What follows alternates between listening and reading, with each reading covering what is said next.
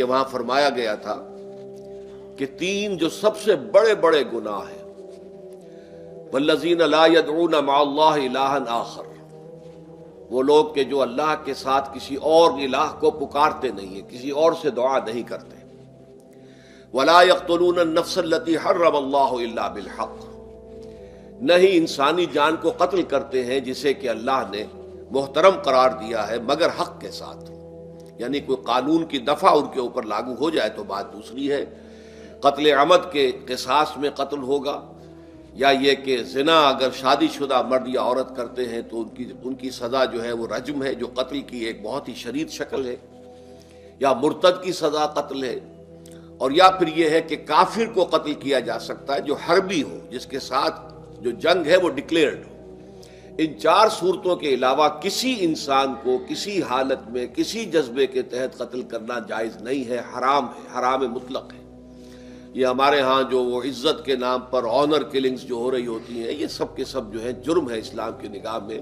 کسی کو یہ حق حاصل نہیں ہے کہ اس طرح سے اپنے ہاتھ میں قانون کو لے لے۔ لیکن اس کے بعد فرمایا تھا کہ جو لوگ یہ کام کرتے ہیں تو پھر یہ ہے کہ یلقا اساما، وہ اس کی پاداش بھگت کر رہیں گے۔ یضاعف لہ العذاب یوم القیامہ، ان کے لیے قیامت کے دن عذاب دگنا کر دیا جائے گا، بڑھا دیا جائے گا۔ وَيَخْلُدْ فِيهِ مُهَانًا، اور وہ رہیں گے اس میں ہمیشہ ہمیش نہایت ذلت کے ساتھ، رسوا ہو کر۔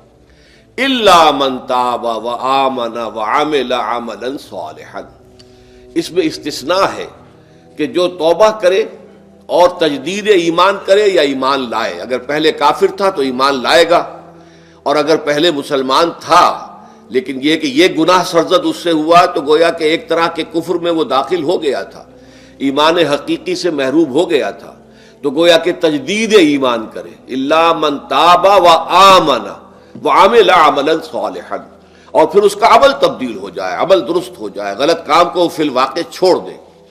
فاولئک یبدل اللہ سیئاتہم حسنات، تو یہ وہ لوگ ہیں کہ اللہ تعالیٰ ان کی برائیوں کو بھلائیوں سے بدل دے گا۔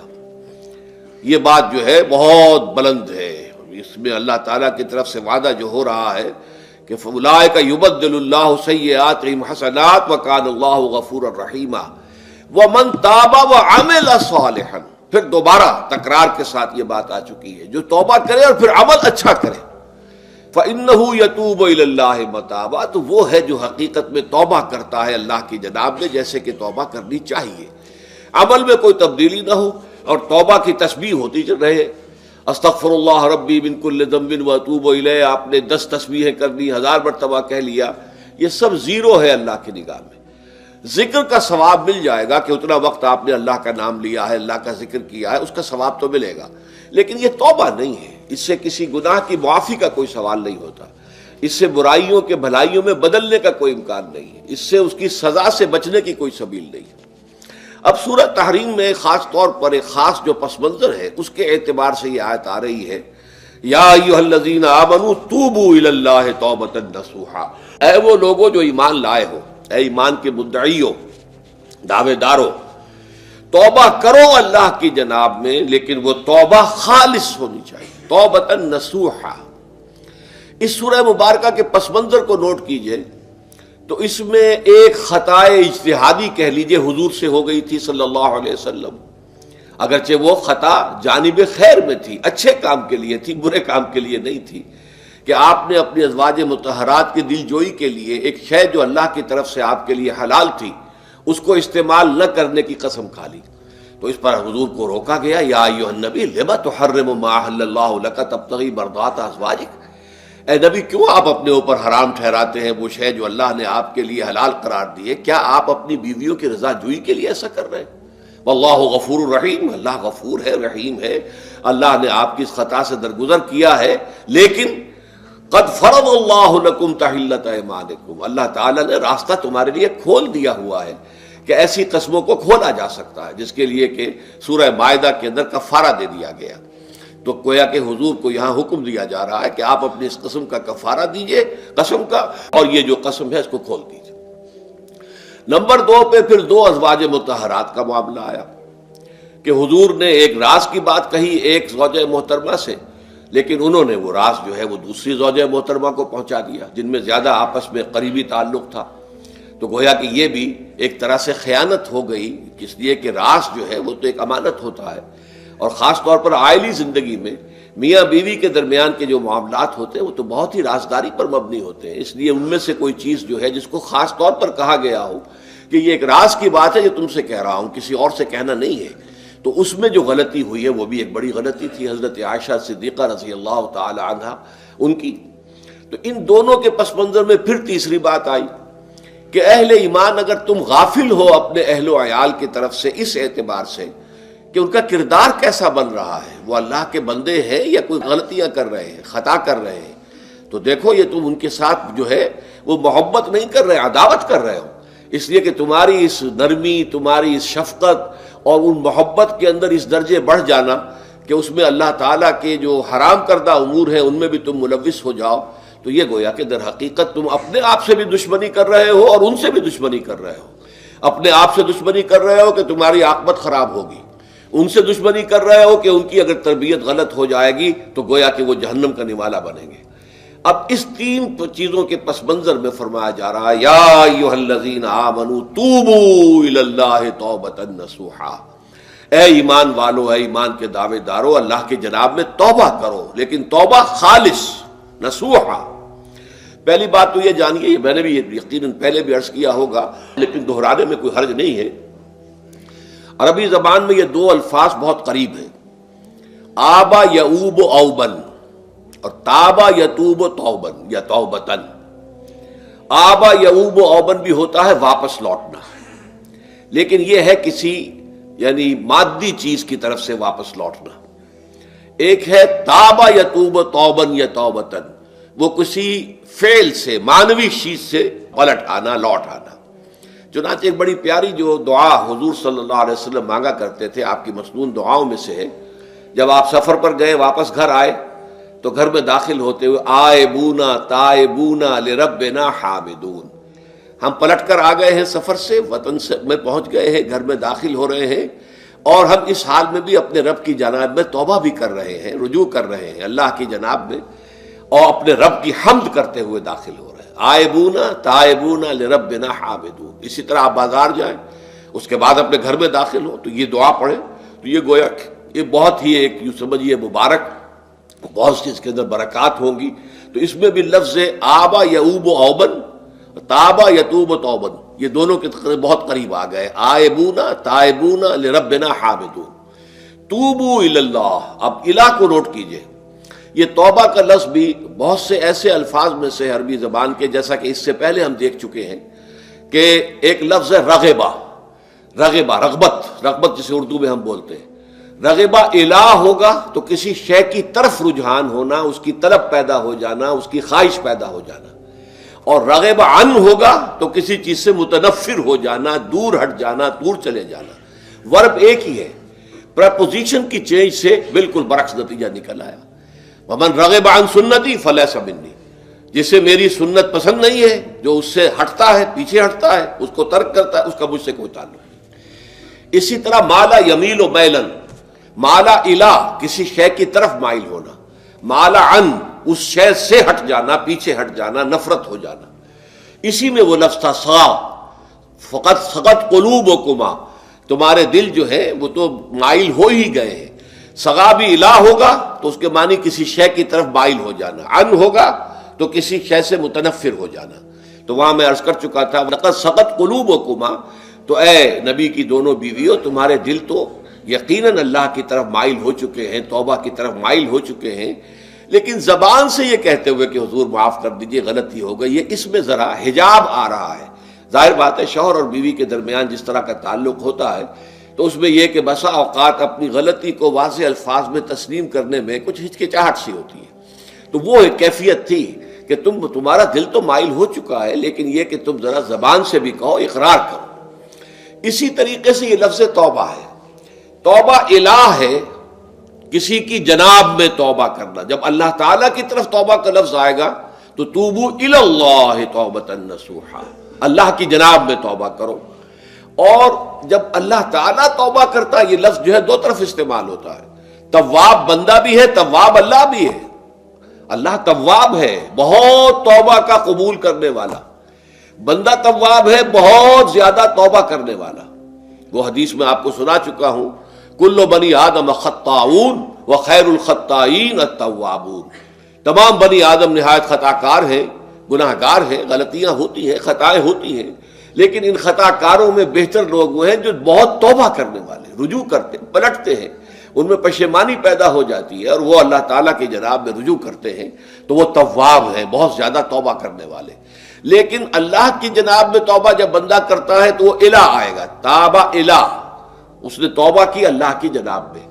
اللہ توبہ کرتا ہے یعنی اللہ تعالیٰ جو ہے اپنی نظر شفقت اور نظر رحمت جو پھیر دی تھی اس نے کہ ایک بندے نے گناہ کیا ہے، میرے حکم کی جو ہے خلاف ورزی کی ہے، معصیت کا ارتکاب کیا ہے، تو اللہ تعالیٰ اپنی رحمت اور شفقت کی نگاہ اس سے ہٹا لیتا ہے۔ لیکن جب بندہ توبہ کرتا ہے تو پھر اللہ تعالیٰ بھی رجوع فرماتا ہے اور اپنی شفقت اور رحمت اور مغفرت کے ساتھ بندے کی جانب متوجہ ہو جاتا ہے۔ لیکن وہاں تابہ اعلیٰ آئے گا، تم علینا، اے پروردگار ہماری توبہ کو قبول فرما، وہ الہ کے ساتھ آئے گا۔ ہم جب توبہ کریں گے تو وہ الہ کے ساتھ آئے گا۔ تو یہاں فرمایا توبو الی اللہ، اللہ کی جناب میں توبہ کرو، پلٹو، رجوع کرو، اور توبۃ نصوحا، خالص توبہ۔ اس کی جو وضاحت تھوڑی سی میں ابھی کر چکا ہوں کہ خالص توبہ سے مراد کیا ہے۔ یہ نہیں کہ بس توبہ کی ورد ہو رہا ہے اور توبہ جو ہے وہ اس کے کلمات زبان سے ادا کیے جا رہے ہیں۔ بعض لوگ ہیں وہ جو آیت کریمہ ہے اس کا 1.25 لاکھ کا ہو رہا ہے، ورد ہو رہا ہے، کتنا ہو رہا ہے، اس کی تسبیح پڑھ رہے، اس سے کچھ نہیں ہوتا جب تک کہ دل کے اندر گناہ سے نفرت پیدا نہ ہو جائے، حقیقی پشیمانی نہ ہو کہ یہ مجھ سے بہت غلط حرکت سرزد ہوتی رہی ہے، پختہ ارادہ نہ ہو کہ آئندہ یہ کام نہیں کروں گا یا کروں گی، اور یہ کہ بالفعل بھی اس کام کو چھوڑ دیں۔ یہ 3 شرطیں کم سے کم ہیں ان چیزوں میں کہ جو حقوق اللہ میں سے اللہ تعالیٰ کے حقوق، ان میں کوتاہی ہوئی ہے، ان میں غلطی ہوئی ہے، اس میں انسان نے کسی معصیت کا ارتکاب کیا ہے، تو 3 شرطیں۔ حقیقی پشیمانی نمبر 1، جس کے لیے میں نے اقبال کا شعر آپ کو سنایا تھا جو بالکل نوجوانی کے دور میں انہوں نے کہا تھا، اور کسی، اب میں نام بھول رہا ہوں، کوئی بہت بڑے شاعر تھے، استاذ تھے، اساتذہ، استاذ الشعراء، انہوں نے کہا تھا کہ میاں صاحبزادے اس عمر میں اور یہ شعر اس قدر اونچا شعر ہے کہ موتی سمجھ کے شان کریمی نے چن لیے قطرے جو تھے میرے عرق انفعال کے۔ انفعال کہتے ہیں شرمندگی کو، کہ میں جب شرمندہ ہوا کہ میں اللہ کی جناب میں یہ کیا حرکت کر بیٹھا، تو اس سے میرے پیشانی پر جو پسینے کے قطرے رونما ہوئے، اللہ تعالیٰ نے ان کو موتی سمجھ کے چن لیا۔ اللہ تعالیٰ کو بندے کی توبہ سے اتنی خوشی ہوتی ہے۔ وہ حدیث بھی میں آپ کو سنا چکا ہوں کہ تم اندازہ کرو، ایک شخص ہے کہ جو ایک ریگستان میں لقودق صحرا میں سفر کر رہا تھا، اس کا ایک اونٹ تھا جس پر وہ سفر کر رہا تھا، اسی پر اس کا جو بھی راستے کا کچھ کھانا وانا تھا، خوراک تھی، وہ بھی، اس کی پوٹلیاں بھی تھیں اور پانی کی چھاگل بھی بندھی ہوئی تھی۔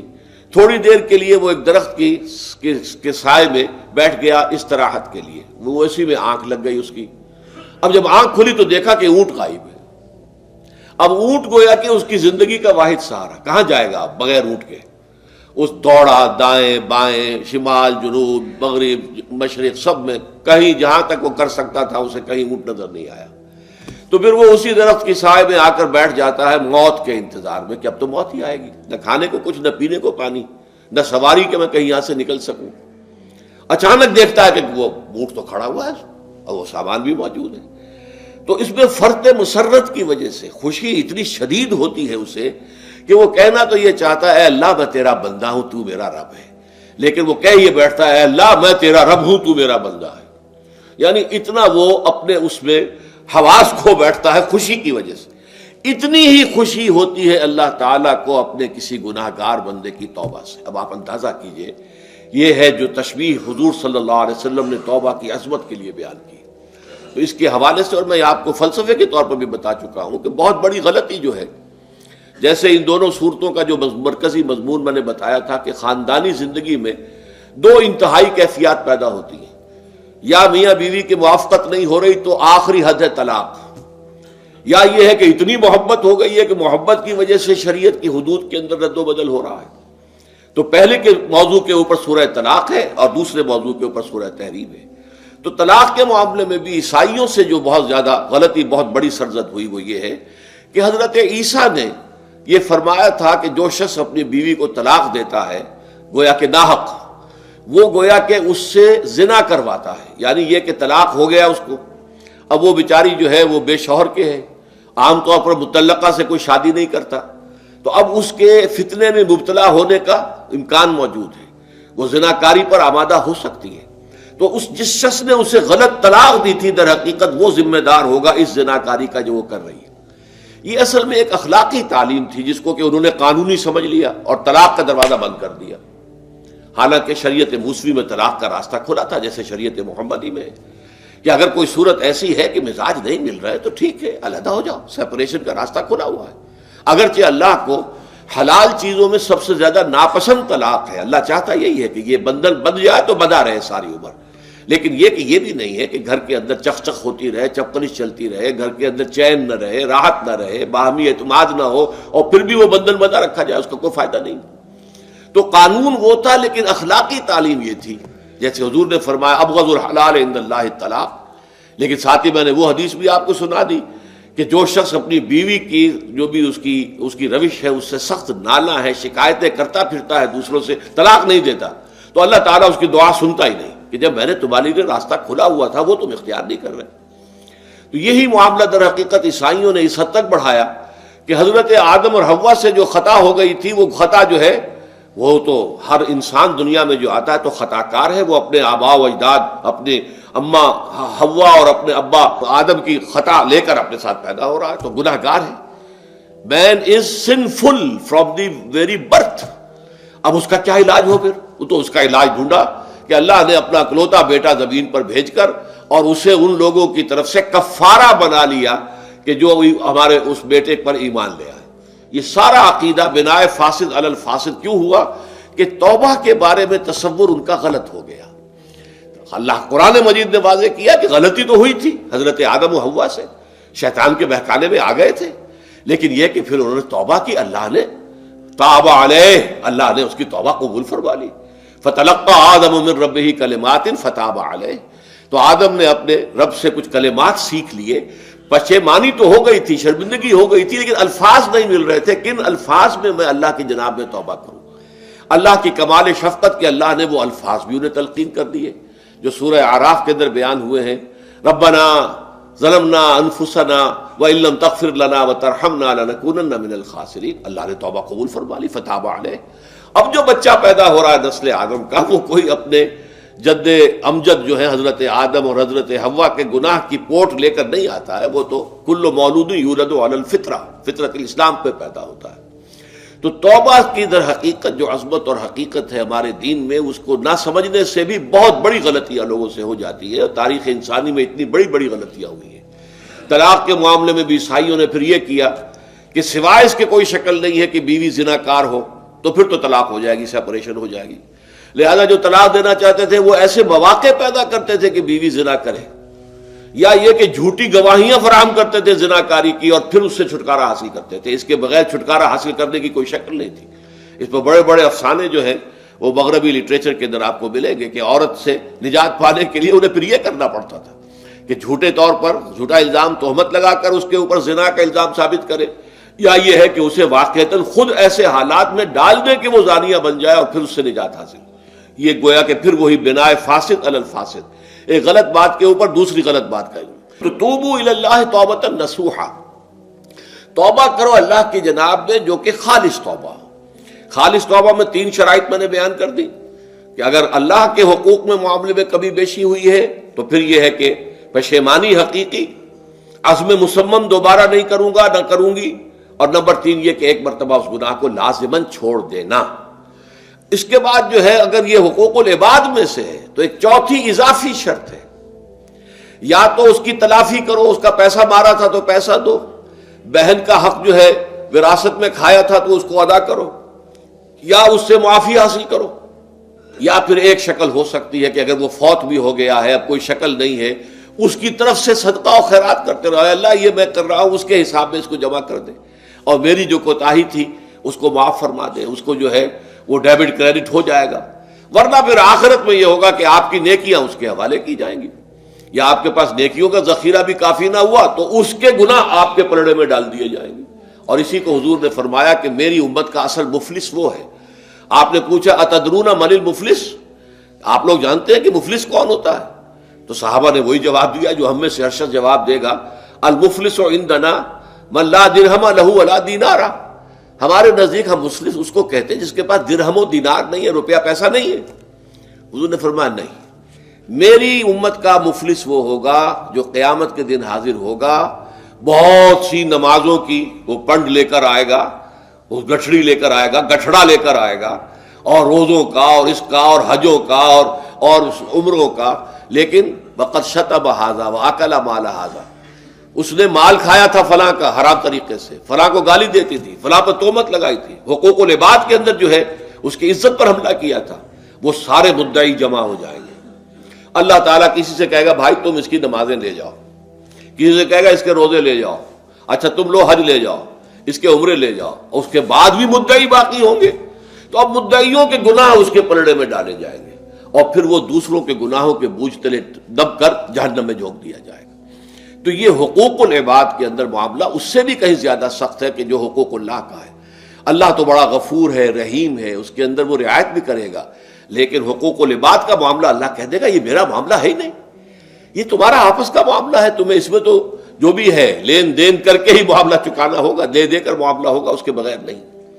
تو توبوا الی اللہ توبۃ نصوحا عسیٰ ربکم ان یکفر عنکم سیئاتکم.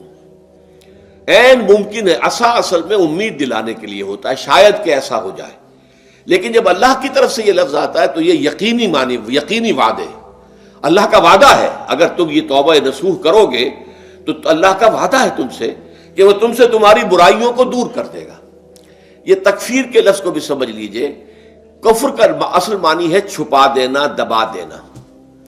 اسی لیے گناہ کا کفارہ ہوتا ہے. آپ سے گناہ ہو گیا، آپ نے کفارہ دے دیا تو گناہ چھپ گیا، دب گیا، اس کے اثرات زائل ہو گئے، وہ آپ کے نامہ اعمال سے اس کو ختم کر دیا جائے گا. یہ ہے کفارہ، کفارہ. کفار جمع ہے کافر کی. کافر جو ہے وہ حق کو چھپاتا ہے، اللہ کی دعوت جو دی جا رہی ہے اس کو دباتا ہے، تو اس معنی میں وہ کافر ہے، انکار کرتا ہے. لیکن یہ کہ ایک کفران نعمت ہے، کسی نے آپ پر احسان کیا ہے اور آپ اس کا احسان نہیں مان رہے، آپ کے لیے دل میں اس کے لیے کوئی احسان بندی کے جذبات پیدا نہیں ہوئے، تشکر کا جذبہ پیدا نہیں، یہ کفران نعمت ہے.